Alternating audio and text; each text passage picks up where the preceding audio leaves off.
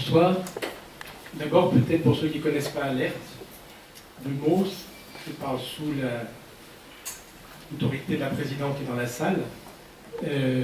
Alerte est une association qui est beaucoup moins vieille que la UEG, elle doit avoir 12 ou 13 ans, je pense, et qui milite, parce que je crois que c'est le mot qui convient, pour la qualité de vie des personnes âgées, que ce soit à domicile ou que ce soit en établissement.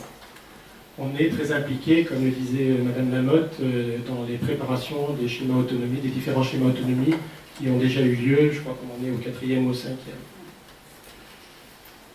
Il m'est donc demandé de répondre avec vous sur la question pourquoi anticiper sur l'adaptation de son habitat. Je vais commencer par une anecdote que plusieurs personnes connaissent déjà dans la salle, parce que je la raconte souvent, et qui me paraît être très symptomatique. J'avais une vieille tante, qui avait 90 ans, et je lui rendais visite un jour. Elle habitait une très vieille maison à Alixandre, dans la Drôme.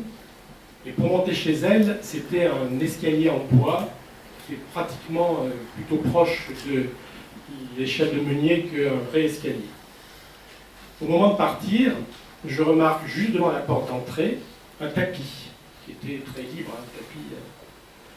Et je lui dis, tu sais, ce tapis, il est dangereux. Et elle me répond, ne t'inquiète pas, je l'enlève quand mes vieilles copines viennent. La vieillesse ne concerne toujours que les autres.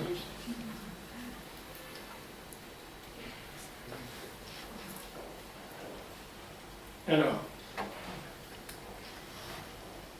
pourquoi anticiper sur l'adaptation de son habitat? Je pense qu'il y a une réponse qui est simpliste, qui est très simple, mais qui n'est pas toujours, comment dire, on n'adhère pas toujours. C'est pour pouvoir y rester le plus longtemps possible, ce qui est quand même le vœu de la plupart des personnes. Parce qu'après un certain âge, en ce qui me concerne, je situe entre 80 et 85 ans, mais le professeur Franco pourra donner son avis, cela devient difficile de faire des travaux qui sont perturbants, qui sont coûteux, et encore plus compliqué d'envisager un déménagement. Donc ce sont les deux raisons principales, à mon avis, pour pouvoir anticiper sur l'adaptation de son habitat. En tant que professionnel, parce que j'ai travaillé dans ce secteur-là au CCS de la ville de Grenoble, j'ai été confronté à des situations dramatiques, mais malheureusement assez fréquentes. C'est une situation fictive, mais enfin qui ressemble à un certain nombre. Madame B, 88 ans, totalement autonome. Elle chute. Mauvaise fracture, hospitalisation, fragilité. Elle se retrouve avec 2 cannes pour se déplacer. Sa chambre est à l'étage, sa salle de bain n'est pas adaptée. Le retour à domicile s'avère très compliqué. Ses enfants qui ne sont pas proches sont inquiets, ne veulent pas qu'elle habite seule. Ils recherchent un établissement. Aucune demande de précaution n'a été faite à proximité de son lieu d'habitation. Et finalement, on lui trouve une place en urgence au fin fond de la Drôme, même si c'est très agréable. Perte de repères, déprime, syndrome de glissement. Donc c'est vrai que c'est un scénario un peu catastrophique, mais je vous assure qu'il est relativement fréquent. Avant de continuer un peu mon propos, je souhaite faire quelques définitions, dans la mesure où vérifier qu'on parle tous de la même chose. Je vais commencer par le logement. C'est une définition, c'est un travail de définition qu'on a fait dans le cadre d'Alerte, il y a déjà quelques années, et qui en fait a été repris par le département, parce que ça permet vraiment d'avoir une culture commune autour de ces mots-là. Le logement, c'est le bâti. Le logement est un lieu d'habitation, ça peut être un appartement, ça peut être une maison, on en est locataire ou propriétaire, c'est un toit, c'est un endroit dans lequel une ou plusieurs personnes peuvent s'abriter le jour et la nuit, et c'est un besoin vital. Le domicile, il y a deux axes dans la définition. D'abord, c'est une notion juridique administrative. Il s'agit en droit du lieu où la personne a sa demeure légale et officielle. Il permet d'avoir une adresse. À tel point d'ailleurs qu'il y a des domiciliations qui sont faites par les CCAS pour les SDF, par exemple. C'est donc un lieu indispensable, ne serait-ce que pour voter, pour les droits civils et politiques. Mais c'est aussi un lieu de vie et d'intimité. C'est le lieu d'intimité par excellence, un lieu protégé, un lieu sécurisant, un lieu de rencontre et de convivialité. Mais il peut être aussi, surtout pour une personne âgée, un lieu de souffrance, d'isolement, de repli sur soi, notamment quand on est coincé au 3e étage sans ascenseur et qu'on a 90 ans et plus. Il y a donc un lien direct entre le domicile et la personne qui l'habite, dans la mesure où le domicile est le reflet de l'identité de l'occupant. Une dernière définition, c'est l'habitat, et dans notre expérimentation, on parle bien de l'adaptation de l'habitat.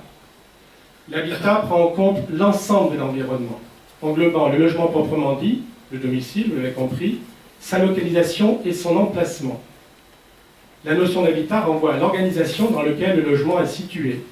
Pas la même chose si c'est un petit immeuble, si c'est une villa, si c'est dans une zone pavillonnaire, si c'est dans un quartier sensible, si c'est en milieu rural. Et c'est un concept qui est proche de celui de cadre de vie.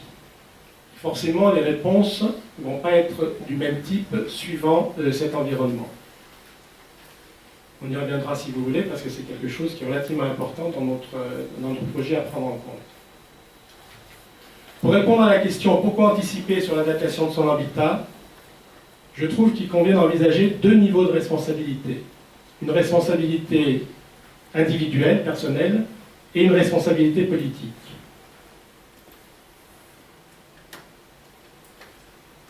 Il s'agit pour chacun de penser plutôt à plus tard.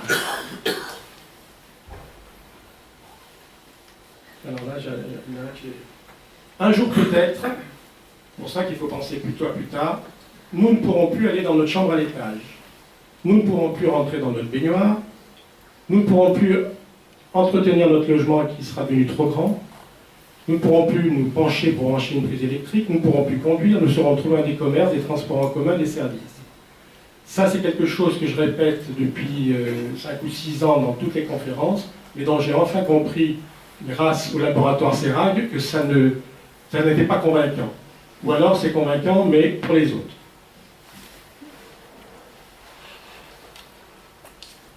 J'aime l'endroit où j'habite parce que c'est pas loin de chez moi. On a mené une enquête sur le Grésivaudan, alerte. On a eu 2200 réponses. C'est extraordinaire comme taux de réponse. 2200 personnes qui ont pris le temps de remplir un questionnaire pour dire, pour l'instant, tout va bien, et qui n'étaient pas concernés. Et cette enquête a aussi fait apparaître que le souhait légitime de la très grande majorité était de rester dans son domicile et à défaut dans sa ville ou son village. On est vraiment sur « j'y suis, j'y reste et j'y tiens ». Une responsabilité politique. Une responsabilité politique qui vient d'être enfin prise en compte avec le vote en décembre dernier de la loi sur l'adaptation de la société au vieillissement, qui précise quand même dans son article 1er que c'était un impératif national. Cette loi, elle ouvre des opportunités sur le développement de politiques d'adaptation du logement et sur la création d'habitats intermédiaires. C'est pour ça qu'au niveau de l'alerte, on essaye de s'y engouffrer. Il faut compter sur nous pour qu'on soit vigilant et exigeant dans son application. Il ne peut pas y avoir de politique gérontologique sans prise en compte de l'habitat. Ça, c'est un slogan maintenant que l'on a à Alerte. On ne pourra pas construire indéfiniment des EHPAD, des établissements d'hébergement pour personnes âgées dépendantes, parce que ça coûte cher en investissement et qu'il n'y a plus de sous. L'ARF, pour mémoire, bloque toutes les créations de postes depuis un certain nombre d'années. Le reste à charge pour les bénéficiaires reste très élevé, et ce type de structure ne correspond pas aux souhaits d'une très grande majorité de personnes. Alors, je regarde un peu que Madame Lamotte soit partie, mais je défends un point qui est très iconoclaste, voire dérangeant. Il y a, de mon point de vue, suffisamment de places en EHPAD. Ça, en général, ça fait réagir les personnes.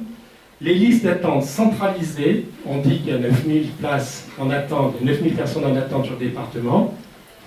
Excusez-moi du terme, mais je pense que c'est bidon, parce que ce sont des listes où il y a énormément de doublons, dans la mesure où les familles font présentent leur dossier dans plusieurs établissements.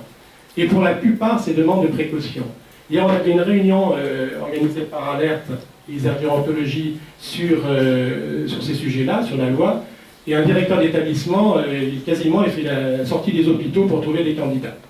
Donc, ce qu'on ne sait pas faire, par contre, et ça c'est un vrai problème, il y a deux choses qu'on ne sait pas faire.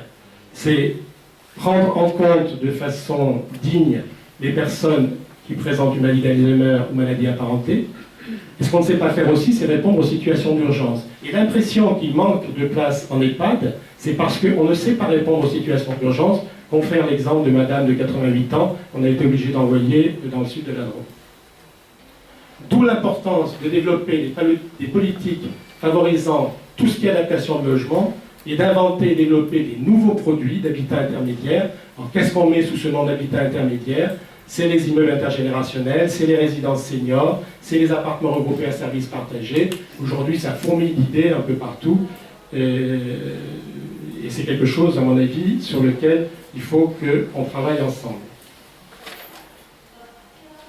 Pourquoi les politiques doivent se saisir de cette problématique qui est une vraie révolution silencieuse et dont on n'a pas toujours pris la mesure des impacts sur la société? C'est d'abord grâce à l'augmentation de l'espérance de vie. En 2060, l'espérance de vie sera de 91 ans pour les femmes et de 86 ans pour les hommes. Après, il y a bien sûr tout ce qui est l'évolution démographique. L'évolution démographique, vous avez les chiffres là. Peut-être que celui qu'on peut retenir, c'est qu'en 2050, il y aura quasiment 3 fois plus de personnes de plus de 85 ans. En 2035, il y aura une personne sur 3 qui aura plus de 60 ans. J'ai perdu une page et ça m'ennuie.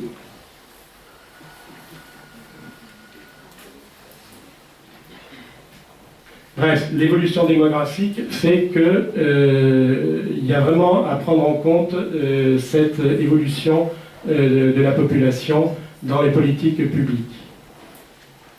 Je voudrais signaler aussi que même si il est vrai que ces classes d'âge sont des classes qui sont plutôt favorisées sur le plan social et notamment financier, j'attire quand même votre attention sur le fait qu'on a ce que j'appelle moi la génération RMI qui arrive à un âge certain, en masse malgré tout, et qui va sans doute cumuler, et ça va être une vraie difficulté, à la fois les problèmes liés au vieillissement et également les problèmes liés à leur situation sociale, des personnes qui ont eu des parcours très chaotiques. Je vous rappelle quand même, si vous n'êtes pas au courant, qu'aujourd'hui, ce qu'on appelait avant le minimum vieillesse, qu'on appelle maintenant l'ASPA, pour une personne seule, c'est 800 € par mois, et pour un couple, 1243.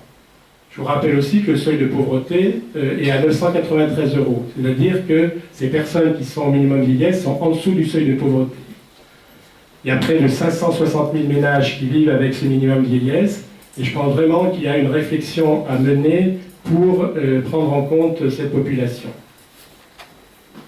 En conclusion et en résumé, pour pouvoir rester le plus longtemps possible chez soi, tout simplement, ce qu'elle veut. Alors pourquoi anticiper sur l'adaptation de l'habitat? Je l'ai dit, j'ai commencé par ça, mais je vais finir par ça. Pour pouvoir rester le plus longtemps chez soi, tout simplement, ce qui est le vœu de la majorité des personnes. Pour reculer le cas échéant l'entrée en EHPAD, parce que suite à un accident, le retour à domicile n'est plus possible. On voit quand même beaucoup d'entrées en EHPAD qui sont précipitées parce qu'il n'y a pas eu d'anticipation sur l'adaptation de l'habitat. Il faut donc anticiper en adaptant son habitat, c'est investir pour un avenir plus confortable et sécurisé. L'enjeu, et il est de taille pour chacun d'entre nous, c'est de pouvoir rester maître de sa vie, ce qui est la véritable définition d'ailleurs de l'autonomie, rester maître de sa vie, pouvoir choisir l'endroit où l'on souhaite vieillir et mourir, et aujourd'hui on n'a pas ce choix-là quand on vieillit et quand on devient dépendant. Pour cela, il faut anticiper, car cela devient de plus en plus difficile plus on avance en âge, ce que j'ai dit tout à l'heure, après 80 ans ça devient quand même problématique. La réponse à cette question, je le répète, relève d'une double responsabilité personnelle et politique. Anticiper, c'est bien l'objectif de l'expérimentation Habitat et Vieillissement. Je Je vous remercie.